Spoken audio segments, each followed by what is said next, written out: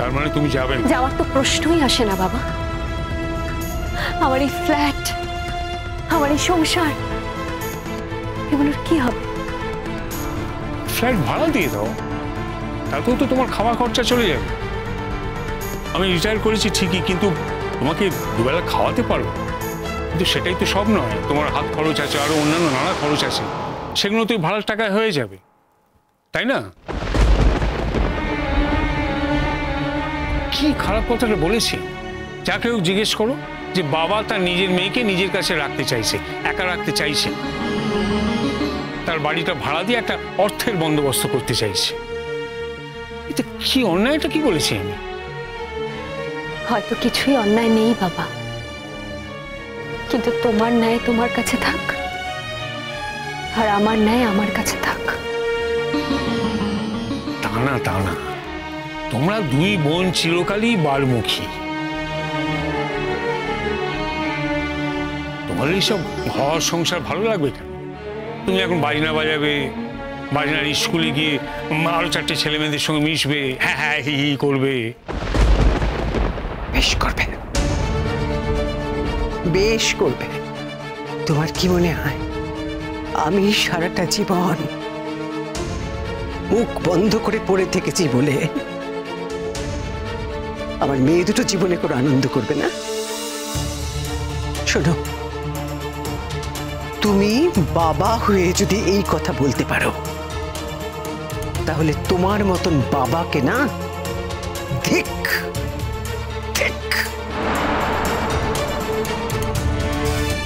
কি চাও তুমি বলো তো? কি চাও? তুমি চাও না যে আমার মেয়েটা চোখের জল ফেলুক? আমার মেয়েটা এখন ওই জলপাইগুড়িতে গিয়ে তার ঠাকুমার সাথে একাদশী পালন করুক, সেদ্ধ ভাত খাক, তাই তো? তাই তো চাও তুমি, তাই তো চাও। সেটা দেখলে তুমি খুব খুশি হবে তো? বলো বলো বলো বলো, খুশি হবে? বিধবা হয়ে যাওয়ার পর আচার অনুষ্ঠান মেনে চলবে, এটাই তো স্বাভাবিক। সেটা না করে সে এখন... বাবা প্লিজ দয়া করো আমায়, আমার এমনি কিচ্ছু ভালো লাগছে না, আমি কিচ্ছু খেতে পারছি না। তুমি দয়া করে আমার খাওয়া নিয়ে কোনো কথা বলো না, আমার আর ভালো লাগছে না। হায় রে, কোথায় পড়ে আছো তুমি? একজন বাবা তার অল্প বয়সী মেয়েকে কোথায় বলবে যে তুই ভালো করে খাওয়া দাওয়া কর, মা শরীর ভালো রাখ, সুস্থ থাক? তা তো না, উল্টে উল্টে তুমি চাইছো যে ও সিদ্ধ ভাত খেয়ে পড়ে থাক। হায় রে, তা নিরামিষ খাওয়া কি ক্ষতি করে নাকি? আমার মা তো চিরকালই নিরামিষ খেয়ে কাটালেন। আমার বাবা তো অনেকদিন আগে মারা গেছে। আমার মার কি তার জন্য কোনো অভিযোগ আছে? শোনো, তুমি তুমি তুমি তুমি তোমার মায়ের ছেলে হয়ে কোনোদিনও তোমার মায়ের কাছে জানতে চেয়েছো যে তার কোনো অভিযোগ আছে কিনা? একদিনও জানতে চেয়েছো যে তার মাছ খাবার ইচ্ছা আছে কিনা? চাওনি। যে মানুষটা মাছের ঝোল ছাড়া ভাত খেতে পারতেন না, সেই মানুষটা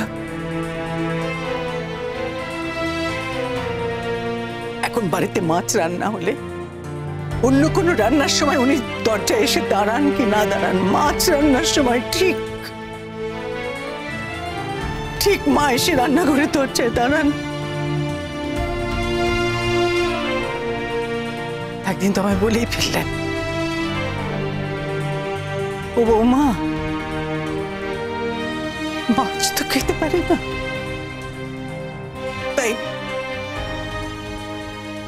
মাছের এই গন্ধটা না গেলে আমার অর্ধেক খাওয়া হয়েছে।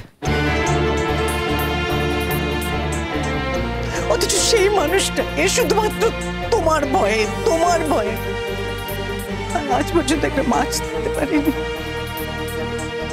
মারই সংসার, অথচ আমি মাকে একটা মাছ দিতে পারিনি।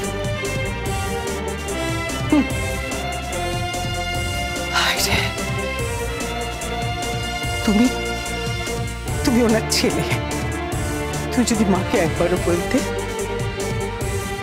যে মা তোমার মাছ খেতে ইচ্ছে করে কিনা, উনি খেতেন, মানুষটা আরো কদিন বেশি বাঁচতেন। এই রাখো তো তোমার সব আধুনিকতা আমাকে দেখাতে এসো। আমি এখন মাকে গিয়ে বললো, মা তুমি মাছ ভাত খাও। ঠিক আছে বাবা, তুমি তোমার মাকেও বলো না, তুমি আমাকেও বলো না। তোমার সামনে আমি সাদা থান পরে সেদ্ধ ভাত খেলে তুমি খুব খুশি হবে, তাই না? ঠিক আছে, আমি তাই করব। আর এখন তো ঈশান আমাকে ছেড়ে চলেই গেছে। আমার এমনি আর কিছু খেতে ইচ্ছে করে না বাবা। দয়া করে আমাকে আমার খাওয়া নিয়ে তুমি আর খোটা দিও না বাবা। খাওয়া নিয়ে কোনো কথা বলো না। আমার কিচ্ছু খেতে ইচ্ছে করছে না, বিশ্বাস করো।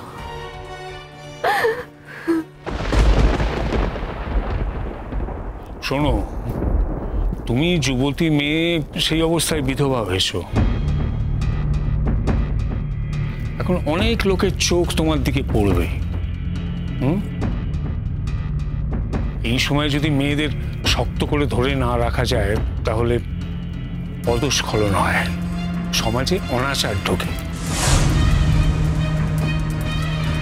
তা আমি যদি আমার মেয়েকে নিজের কাছে রাখি, তাহলে সেই সম্ভাবনা থাকে না।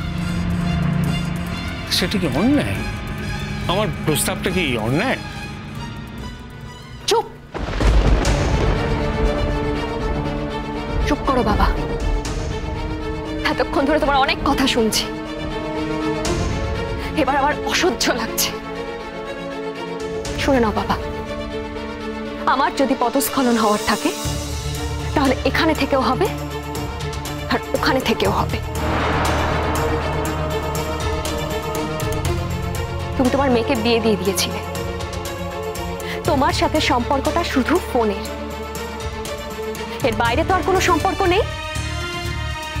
তাহলে ধরেই নাও না অ্যাক্সিডেন্টটা ঈশানের হয়নি, আমার হয়েছে।